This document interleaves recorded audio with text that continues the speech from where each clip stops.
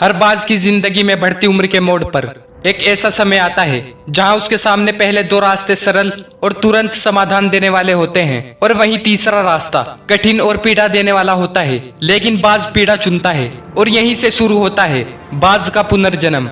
हमारी जिंदगी में कई ऐसे मौके आते हैं जब हमें परेशानियों का सामना करना पड़ता है। कई लोग तो जिंदगी में संघर्ष करके आगे निकल जाते हैं और कई अपनी हालातों से हार मानकर खुद को जिंदगी के हवाले कर देते हैं। ऐसे में हमारी जिंदगी और हमारा खुद का कोई वजूद नहीं रहता।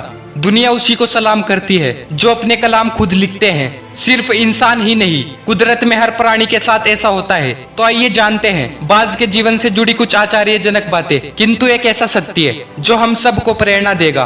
बाज लगभग 70 वर्ष जीता है, परंतु अपने जीवन के 40वें वर्ष में आते आते उसे एक महत्वपूर्ण निर्णय लेना पड़ता है। इस अवस्था में उसके शरीर के तीनों प्रमुख अंग बेअसर होने लगते हैं। पहला, पंजे लंबे और लचीले हो जाते हैं और शिकार को पकड़ने में कमजोर हो जाते हैं। दूसरा, चोंच आगे की तरफ मुड़ जाती है और भोजन निगलने में मुश्किलें पैदा होने लगती है। तीसरा, पंख भारी हो जाते हैं और सीने से चिपकने के कारण पूरे खुल नहीं पाते हैं और उड़ान सीमित कर देते हैं। भोजन ढूंढना, भोजन पकड़ना और भोजन खाना, तीनों प्रक्रिया अपनी धार खोने लगती है। उसके पास तीन ही रास्ते बचते हैं, या तो अपना शरीर छोड़ दे, या अपनी पर्वती छोड़ गिद्ध की तरह त्यागी हुए भोजन पर निर्भर हो जाए, या फिर समय को फिर से स्थापित करे आकाश के साफ तौर से जाहिर बादशाह के रूप में, जहाँ पहले दो रास्ते सरल और तुरंत समाधान देने वाले हैं और वही तीसरा अत्यंत पीड़ादायी और लंबा। और बाज पीड़ा ही चुनता है और समय को फिर से स्थापित करता है। वह किसी ऊंचे पहाड़ पर जाता है, एकांत में अपना घोंसला बनाता है और तब शुरू करता है पूरी प्रक्रिया।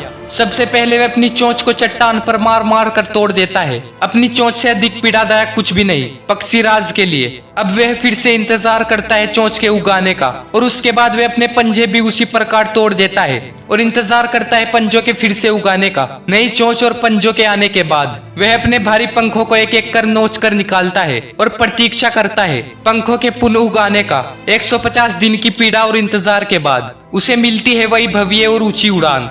इस पुनर्स्थापना के बाद वह ऊर्जा, सम्मान और गरिमा के साथ 30 साल और जीता है। आपने कई बार ये सुना होगा कि भगवान भी उसी की मदद करते हैं जो अपनी मदद खुद करता है, और आज आपको इसकी मिसाल मिल गई होगी। जैसे बाज संघर्ष करता है 150 दिन तक और भगवान उसका संघर्ष बेकार नहीं जाने देते। उसको नई जिंदगी देकर कुदरत हमें सिखाने बैठी है। जैसे पंजे पकड़ के प्रतीक है, चोंच सक्रियता की और पंख कल्पना को स्थापित करते हैं। इच्छा हालातों पर काबू रखने की, सक्रियता समय की, अस्तित्व की गरिमा बनाए रखने की, कल्पना जीवन में कुछ नएपन बनाए रखने की।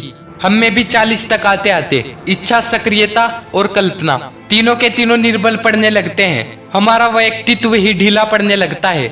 आधे जीवन में ही जीवन खत्म होने जैसा लगता है। उत्साह, आकांक्षा और ऊर्जा नीचे की ओर जाने लगती है। हमारे पास भी कई विकल्प होते हैं, कुछ सरल और कुछ पीड़ादायक। हमें भी अपने जीवन के मजबूरी भरे अतिलचीनेपन को त्याग कर काबू दिखाना होगा। बाज के पंजों की तरह हमें भी आलस पैदा करने वाली वक्र मानसिकता को त्याग कर ऊर्जा से भरी सक्रियता दिखानी होगी। बाज की चोंच की तरह हमें भी भूतकाल में जकड़े अस्तित्व के भारीपन को त्याग कर कल्पना की आजाद उड़ानें भरनी होगी। और बाज के पंखों की तरह 150 दिन ना सही, एक माह ही बिताया जाए समय को दोबारा स्थापित करने में। जो शरीर और मन से चिपका हुआ है उसे तोड़ने और नोचने में पीड़ा तो होगी ही, बाज तब उड़ाने भरने को तैयार होगा। इस बार उड़ाने और ऊंची होगी, अनुभवी होगी और अनंत की ओर जाएगी। जीत तक जंग जारी रहेगी।